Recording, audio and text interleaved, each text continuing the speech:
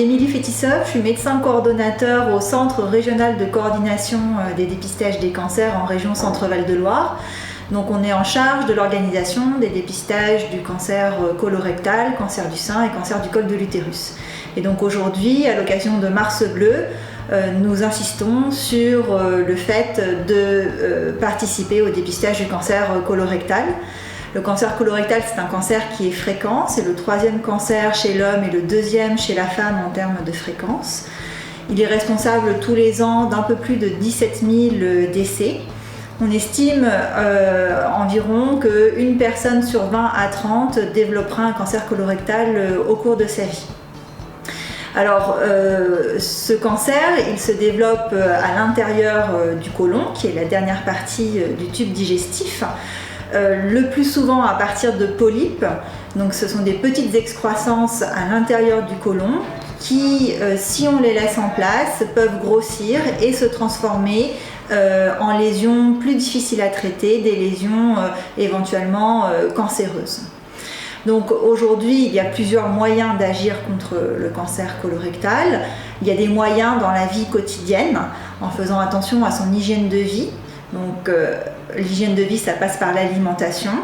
On sait aujourd'hui qu'une consommation trop importante en viande rouge, charcuterie, peut être un facteur de risque pour le cancer colorectal.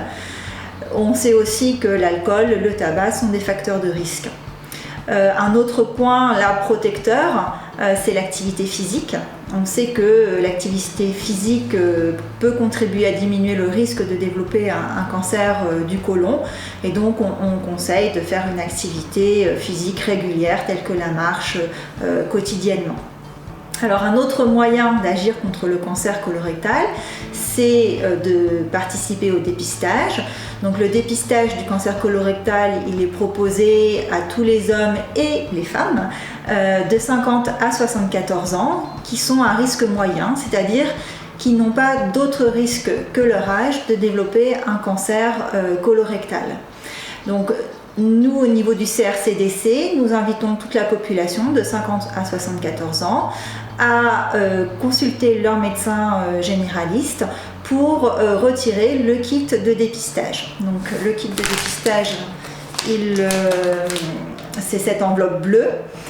Vous aurez dans une prochaine vidéo un mode d'emploi détaillé.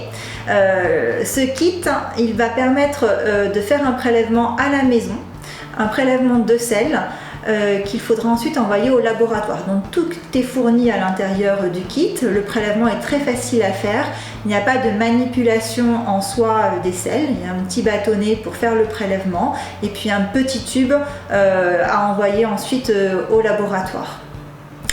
Donc ce test, facile à faire tous les 2 ans de 50 à 74 ans, permet de rechercher du sang non visible à l'œil nu dans les selles. S'il y a du sang, il faut aller plus loin. À ce moment-là, le médecin généraliste orientera le patient vers un gastro-entérologue pour faire une coloscopie et identifier la cause du saignement. Alors, d'avoir du sang dans les selles, ça ne veut pas dire qu'on a un cancer. Parfois, on retrouve effectivement un cancer et quand on a fait son test de façon régulière tous les 2 ans, on a plus de chances que ce cancer soit encore bien localisé et donc plus facilement accessible à des traitements moins lourds, moins longs. Et on peut aussi, en réalisant ce test, trouver le stade avant le cancer, c'est-à-dire ces polypes, ces lésions éventuellement précancéreuses.